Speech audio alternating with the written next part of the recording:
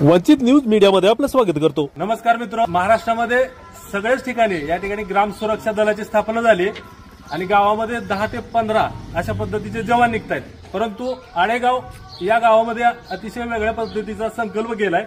यामध्ये 30 जवानांचा या ठिकाणी निवड केलेली आहे आणि या 30ही जवानांना काट्याचं वाटप या ठिकाणी गावातील पहिले पोलीस म्हणून बाळासाहेब वाघ यांच्यातर्फे काट्याचं वाटप या ठिकाणी केलेलं आहे आणि हा संकल्प विद्यमान सरपंच कांतीलाल तेळे यांच्याद्वारे हा संकल्प करण्यात आलाय आणि या दोघांच्या अधिपत्याखाली ही टीम पूर्ण गावाच्या सुरक्षिततेसाठी या ठिकाणी काम करणार आहे।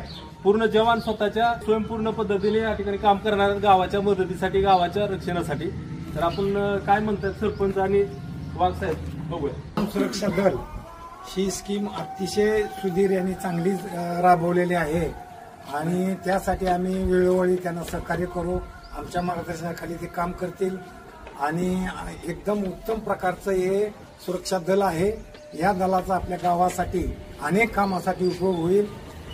विशेष म्हणजे सरकारी पोलीस खात्याचा ताण कमी करून गावात स्वयंपूर्ण सेवा करतील अशी अपेक्षा करतो आणि ती तशी त्यांनी करावी। तर या काठ्या वाटण्यासाठी तुम्ही पुढाकार घेऊन स्वतः स्वखर्चाने या काठ्या वाटल्या, याच्याबद्दल तुम्हाला तरुणांकडून काय अपेक्षा आहे?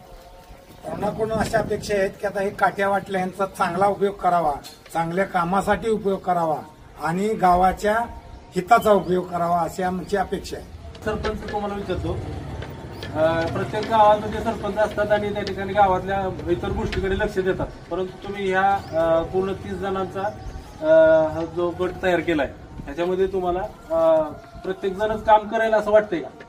हो, करणार। सर्व स्टाफ 30 जे आहेत का तरुण मंडळी वाड्या वस्त्या आणि गाव गाड्यामध्ये सर्व ठिकाणी सतर्क राहतील अशी त्यांच्याकडून मी अपेक्षा ठेवतो। एवढ्या सोलापूर जिल्ह्यामध्ये हा प्रथमच हा एवढा मोठा उपक्रम राबवला गेलाय जेणेकरून एवढ्या प्रत्येक जणांना काट्या, फक्त शासनातर्फे 5 जणांना काट्या वाटण्याचा या ठिकाणी संकल्प हाती घेतलेला शासनाने। परंतु सरपंच आणि बाळासाहेब वाघ पहिले गावातील पोलीस यांनी संकल्प हा चांगल्या पद्धतीने केलाय आणि हा शेवटपर्यंत तडीस नेण्याचं कार्य हे प्रत्येक तरुण हे या ठिकाणी करतील। आता आपला 30 लोकांचा ग्रुप आहे। त्या ग्रुपमध्ये दररोज 4 लोक आपण ड्युटीला ठेवायचे आणि 2 मोटरसायकल अशाप्रमाणे सगळ्यांनी पेट्रोलिंग करायचं आहे आणि वाड्या वस्त्या फिरून सगळ्यांनी चांगल्या प्रकारे काम करावं एवढीच अपेक्षा आहे। नवीन ग्राम सुरक्षा दलाच्या जवानांची काय प्रतिक्रिया आहे हे पण आपण बघू।